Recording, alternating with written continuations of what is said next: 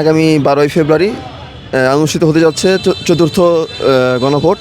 সেই গণভোটে যদি আমরা হাকে জয়যুক্ত করতে পারি, আমরা এমন এক বাংলাদেশ চাই যে বাংলাদেশে একজন ব্যক্তি 10 বছরের বেশি ক্ষমতা প্রধানমন্ত্রী থাকতে পারবে না, এবং রাষ্ট্রপতি প্রধানমন্ত্রীর একটা ক্ষমতার ভারসাম্য থাকবে, বিচার ব্যবস্থা স্বাধীন থাকবে, বিচার ব্যবস্থায় সরকারের কোনো হস্তক্ষেপ থাকবে না, রাষ্ট্রপতি তার নিজের ইচ্ছায় এবং নিজের ইচ্ছায় আসামিকে ক্ষমা করতে পারবে না।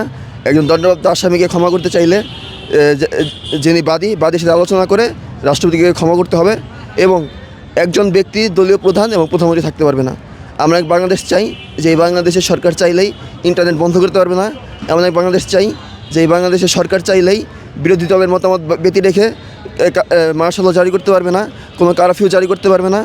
এমন একটা বাংলাদেশ চাই যে বাংলাদেশ উচ্চকক্ষ হবে, যে উচ্চকক্ষের সিদ্ধান্ত ব্যতি রেখে কোনো সিদ্ধান্ত বাস্তবায়ন করা হবে না। আগামীতে যারা ক্ষমতায় থাকবে, ক্ষমতায় আসবে, তাদের কাছে আমাদের একটাই প্রত্যাশা থাকবে, তারা যেন বিগত সরকার থেকে শিক্ষা নেয় এবং নতুন এক বাংলাদেশ বিনির্মাণের চেষ্টা করে এবং জনগণের ম্যান্ডেট বুঝতে পারে এবং জনগণের আশা আকাঙ্ক্ষা বাস্তবায়ন করতে পারে। আমাদের যে জুলাই বিপ্লবের যে আশা আকাঙ্ক্ষা ছিল, সেই আশা আকাঙ্ক্ষা বাস্তবায়ন করতে পারে এবং সুন্দর, নিরাপদ, ইনসাফ ভিত্তিক এবং ন্যায় বিচার, দুর্নীতিবাজ মুক্ত একটা বাংলাদেশ তৈরি করতে পারে। টানা তৃতীয়বার অর্জন করেছে দেশের সেরা সুপার ব্র্যান্ড স্বীকৃতি বসুন্ধরা টিস্যু।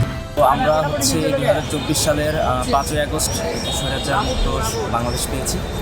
তো আগামীর বাংলাদেশে যারাই ক্ষমতায় আসুক, আমরা চাই যে তারা যেন যারা এই গত 16 বছর ক্ষমতায় ছিল তাদের মতো স্বৈরাচার না হোক, একটি সুন্দর, একটি সমৃদ্ধশীল, একটি মানে সব দিক থেকে ভালো একটি সরকার আমরা আগামীর বাংলাদেশের জন্য কামনা করছি একজন শিক্ষার্থী হিসেবে।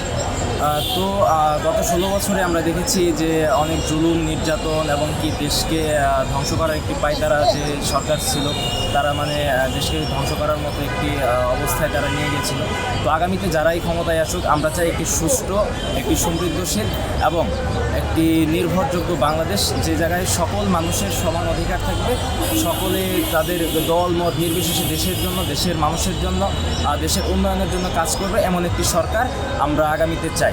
আর অবশ্যই বাংলাদেশের জনগণের প্রতি, বাংলাদেশের ভোটারদের প্রতি আমাদের শিক্ষার্থীদের চাওয়া যে আগামীর বাংলাদেশে, আগামীর যে জাতীয় সংসদ নির্বাচন, আপনি যে দলকেই ভোট দেন না কেন, আপনি যে মার্কাতেই ভোট দেন না কেন, অবশ্যই আপনি যদি 24-এর আন্দোলনকে যদি আপনি ধারণ করেন, আপনি যদি বাংলাদেশের স্বাধীনতা, সার্বভৌমত্বকে যদি আপনি বুকে লালন করেন, তাহলে অবশ্যই আপনি আগামীর যে গণভোটটা হবে জাতীয় সংসদ নির্বাচনের দিন, অর্থাৎ 12ই ফেব্রুয়ারি, সেই গণভোটে আপনি অবশ্যই আপনি হ্যাঁকে জয়যুক্ত করবেন।